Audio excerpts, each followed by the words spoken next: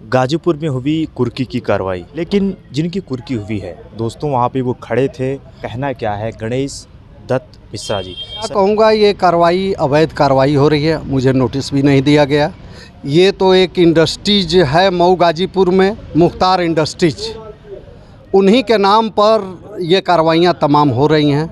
इस इंडस्ट्रीज का में 400 लोगों को शामिल किया जाता है हर महीने में, 280 लोगों को छोड़ दिया जाता है और जिनसे पैसा मिलता है, और शेष 20 लोगों को उसमें लपेट दिया जाता है जो पैसा नहीं देते हैं।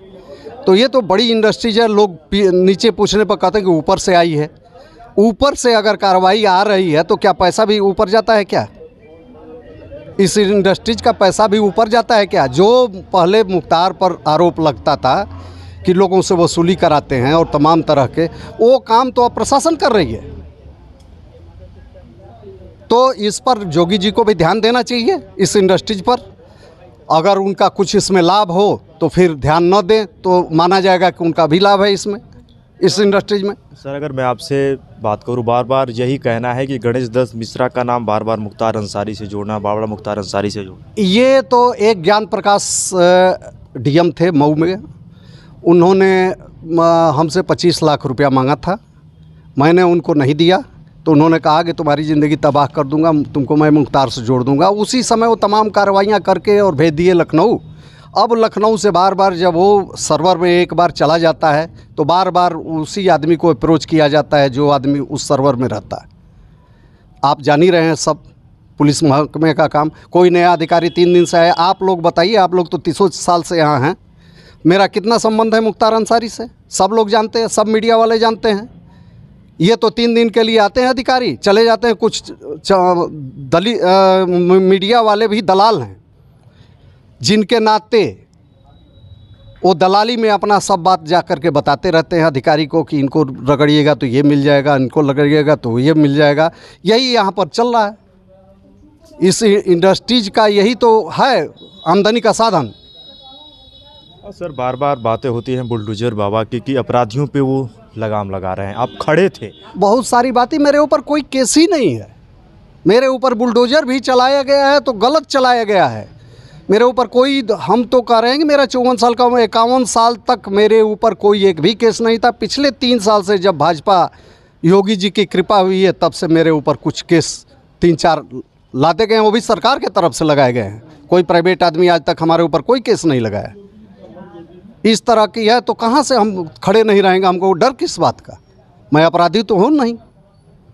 अब उनको 191 गैंग का जन कौन गैंग है ये मैं जानता भी नहीं, उस गैंग को उससे जोड़ दे रहे हैं। 50,000 लोग समर्थक होंगे अफजाल मुख्तार अंसारी के परिवार के। क्या 50,000 लोगों में 50,000 पर कार्रवाई करेंगे? 50,000 लोगों से वसूली करेंगे। जो वसूली थाने वाइज ये चल रहा है कार्यक्रम। आप लोग कुछ दिन पहले ही आप देखे होंगे, अभी योगी जी ने एक घोषणा किया था कि कटेलवा तार खेतों से हटाया जाए किसानों से, तो कटेलवा तार हटा देंगे, नहीं तो उनके ऊपर कानूनी कार्रवाई की जाएगी। तो ये थाना को एक और उन्होंने धंधा दे दिया। जो कटेलवा तार अपने खेत में लगाए रहेगा, थाना वाले पकड़ कर उसको बंद करके वसूलेंगे पैसा। तो इनका तो ये, इसका दुष्परिणाम क्या होगा इनको ज्ञान ही नहीं है। मठ से सीधा चले गए हैं लखनऊ, मठ से योगी जी मुख्यमंत्री बन गए, तो उनको तो ज्ञान ही नहीं है ज़मीनी। तो ऐसे लोगों का हम क्या बताएं, इसका दुरुपयोग कितना हो रहा है। अभी यही मुख्तार गैंग के नाम पर दुरुपयोग कितना हो रहा है आप लोग देख ही रहे हैं। मेरे ऊपर कोई केस नहीं, मेरा कहीं से इन्वॉल्वमेशन नहीं। अब मुझे जोड़ा जा रहा है, जोड़ने का प्रयास कर रहे हैं।